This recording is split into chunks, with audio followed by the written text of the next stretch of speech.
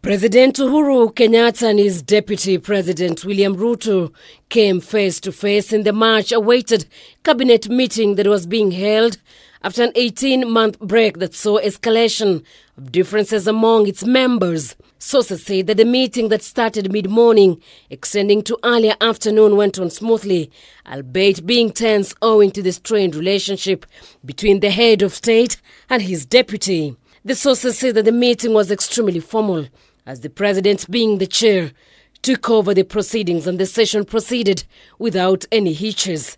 During the session, the cabinet reviewed the recently released 2022 Economic Survey report, which indicated that the country had recorded significant growth as it recovered from the COVID-19 pandemic.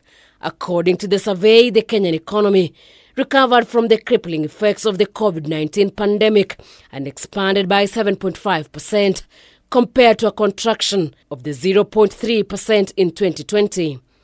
The cabinet also looked into the state of food security in the country and directed Agriculture Cabinet Secretary to continue subsidizing fertilizers to help improve the yields of this year. Some of the bills adopted were the Kenya School of Law Amendment Bill 2021, the Supreme Court Amendment Bill 2021, the Intellectual Property Bill 2021, and the Kenya Universal Healthcare Policy 2020, among others.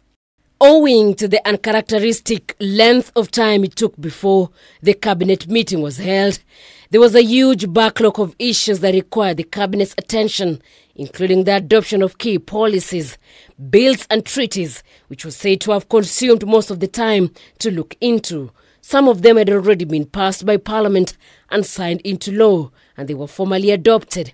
DP Ruto was, however, said to have raised concerns about the belated adoption of the bills and policies, asking if it might attract legal challenges in court.